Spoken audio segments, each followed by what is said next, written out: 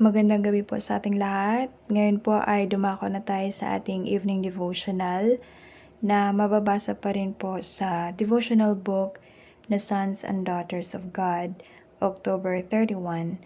Ang pamagat po ng ating devotional ngayong gabi ay We Are Glad in the Lord. So, ang atin pong key text ay makikita sa Psalm 104 verse 34. Sabi dito, My meditation of Him shall be sweet. I will be glad in the Lord. Masarap po sa pakiramdam ang pagninilay sa Diyos dahil nagbibigay po ito ng kapanatagan at kasiyahan sa ating mga puso. At yung pagme-meditate po ay hindi lang siya basta pag-iisip, kundi isang paraan din po ito upang mapalapit tayo sa Kanya. At sa pagninilay, natututo tayong magpasalamat at magtiwala. Kaya ang ating relasyon sa Diyos ay nagiging mas matatag at nagbibigay ng tunay na kagalakan sa ating buhay. Rest yourself wholly in the hands of Jesus. Contemplate His great love, and while you meditate upon His self-denial, His infinite sacrifice made in our behalf in order that we should believe in Him, your heart will be filled with holy joy, calm peace, and indescribable love. Inanyayahan po tayo na magtiwala ng buo kay Jesus. At kapag po inisip natin ang laki ng pagmamahal niya, kung paano niya isinasakripisyo ang lahat para sa atin, at iniwan ang lahat sa langit para tulungan tayo, ang ating puso ay mapupuno ng kakaibang saya at kapayapaan. At iba po ang pakiramdam kapag naiisip natin na ang lahat ng kanyang ginawa ay dahil sa pagmamahal niya sa atin. At sa ganitong paraan, mas nakikita natin ang kahalagahan ng pagninilay at pagtutok sa ginawa ni Jesus.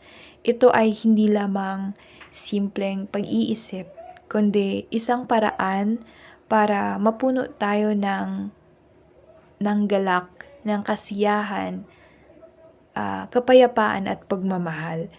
Kapag nasa isip natin ang ginawa niya, nagiging mas madali para sa atin na magtiwala sa Kanya at damhin ang tunay na saya at kapayapaan. As we talk of Jesus, as we call upon Him in prayer, our confidence that He is our personal, loving Savior will strengthen and His character will appear more and more lovely. So, ipinapakita po dito kung paano pinalalakas ang ating mga pag-uusap tungkol kay Jesus, ang ating pananampalataya. At habang mas madalas nating iniisip at pinag-uusapan ang kanyang mga ginawa at ang kanyang kabutihan, mas lumalalim po ang ating pagkakakilala sa Kanya.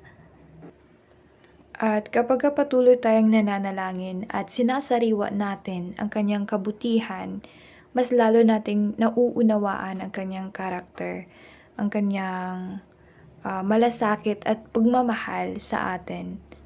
So, ang pagkikipag-ugnayan natin sa Kanya ay nagiging dahilan ng mas malalim na pagkakilala natin sa Kanya. At mas makikita natin kung gaano siya kapuri-puri bilang ating tagapagligtas. We may enjoy rich feasts of love, and as we fully believe that we are His by adoption, we may have a foretaste of heaven. Wait upon the Lord in faith. The Lord draws out the soul in prayer and gives us to feel His precious love. So kapag po tayo ay naniniwala na tinanggap tayo ng Diyos bilang Kanyang mga anak, nararanasan natin ng isang patikim ng langit, isang pakiramdam ng kagalakan at kapayapaan na maihahambing sa kung ano ang mararamdaman natin sa piling niya doon sa langit. At sabi dito, wait upon the Lord in faith.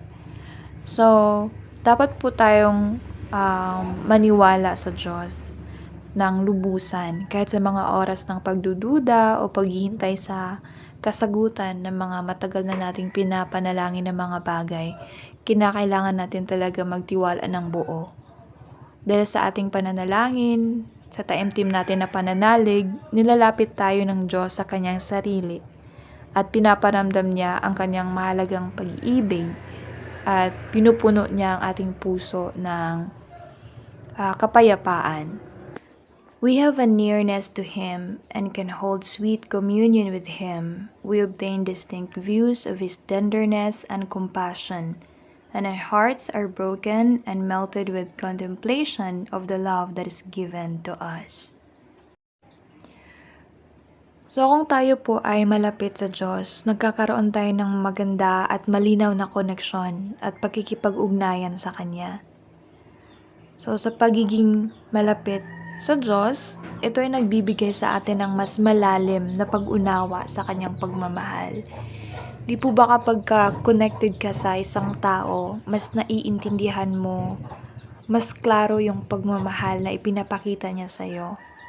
So sa bawat pagninilay natin sa presensya ng ating Panginoon, sa Kanyang pagmamahal, tayo ay napupuno ng pasasalamat at damdamin sa Kanyang kabutihan. Parang masasabi na lang natin na, sobrang mahal pala talaga ako ng Panginoon. So kung mararamdaman na natin na nire-reject ka ng ibang tao, never kang i-reject ng Panginoon dahil sobrang mahalaga ka sa Kanya. We feel indeed an abiding Christ in the soul. Our peace is like a river, wave after wave of glory rolls into the heart. And indeed, we sup with Jesus and He with us. We have a realizing sense of the love of God and we rest in His love. So, sinasabi po dito na kapag si Kristo po ay nasa ating puso, nakakaramdam tayo ng kapayapaan na parang isang tahimik na ilog na patuloy na umaagos. At ang kanyang pagmamahal at kaluwalhatian ay nagbibigay sa atin ng kasiyahan at kapanatagan. So kapag tayo ay magkakaroon ng relasyon kay Kristo, ito ay magdudulot sa atin ng tunay na kapahingahan. No language can describe it. It is beyond knowledge. We are one with Christ. Our life is hid with Christ in God. We have the assurance that when He who is our life shall appear, then shall we also appear with Him in glory. With strong confidence, we can call God our Father. Whether we live or die, we are the Lord's. So dito po, naglalarawan ng isang napaka-espesyal na relasyon sa pagitan natin at kay Kristo na hindi po kayang ipaliwanag sa anumang salita. Dahil ang pag-ibig po at pagkakaisa natin sa Kanya ay lampas po sa ating pangunawa. It's beyond knowledge. At ang ating buhay at ang ating pagkatao at kaligtasan ay nakatago kay Kristo sa Diyos na nagbibigay sa atin ng seguridad. So may security tayo. So sinasabi pa dito na sa pagbabalik ni Kristo dito sa mundo, may assurance na makakasama tayo sa Kanyang kaluwalhatian. At hindi po mahalaga kung ano ang mangyari. Kung tayo po ay mabubuhay o mamamatay, tayo ay pag-aari ng Panginoon. At ang pagkakaroon po ng gantong kaalaman ay nagdudulot po ng kapayapaan sa ating mga sarili at kasiguraduhan sa ating mga puso na ang ating buhay ay may kabuluhan sa Kanyang plano. His Spirit makes us like Jesus Christ in temper and disposition, and we represent Christ to others. When Christ is abiding in the soul, the fact cannot be hid, for He is like a well of water springing up into everlasting life. So, ang Espiritu po ng Diyos ay nagbabago sa atin upang maging katulad ni Jesus sa ating ugali, sa ating disposisyon. So, kapag tayo ay puno ng Espiritu, ng banal na Espiritu, na ipapakita po natin si Kristo sa ibang tao sa ating mga kilos at mga asal, pananalita, pananamit, even sa pagkain. At ang ating pag-uugali at paraan ng pakikisalamuha sa iba ay nagiging salamin ng kanyang pagmamahal at kabutihan. Kung paano natin tratuhin yung ibang tao, even yung hindi natin kasamahan sa pananampalataya, doon malalaman kung naninirahan si Kristo sa ating buhay. So, ang pagkakaroon po ng Espiritu sa atin ay nagiging dahilan, pagkakaroon ng banal na Espiritu sa atin ay siyang naging dahilan upang ang ating buhay ay magbigay liwanag at inspirasyon sa iba na makilala nila si Kristo. Kasi yun naman po ang isa sa mga kailangan natin gawin. So we have to let our light so shine before men that they may see our good works and glorify our Father in heaven. We can but represent the likeness of Christ in our character, and our words, our deportment produces in others a deep, abiding, increasing love for Jesus, and we make manifest that we are conformed to the image of Jesus Christ. So dito po, isinasaad na ang ating mga ugali at ang mga salita ay naglalarawan ng pagkakahawig kay Kristo. Ipinapakita dito na hindi lamang po tayo dapat magsalita tungkol sa Kanya, kundi dapat din natin ipakita ang Kanyang mga katangian sa ating buhay mismo. Kapag tayo ay nagiging mabuti, mahabagin, mapagmahal, mapagbigay, nagiging inspiration po tayo sa ibang tao. Kaya isipin natin na tinitingnan nila tayo, especially sa mga unbeliever. So dapat nakikita sa mga buhay natin yung mga pinipreach natin, 'di ba? Hindi lang dapat tayo nagsasalita na dapat ganito tayo, dapat mapagbigay tayo, mapagmahal tayo, pero sa sarili nating pamilya, madalas pala tayong magalit, ganyan. So, we have to walk the talk. Kinakailangan nating lakaran yung mga sinasabi natin at pinipreach sa tulong ng grace ng Panginoon, of course.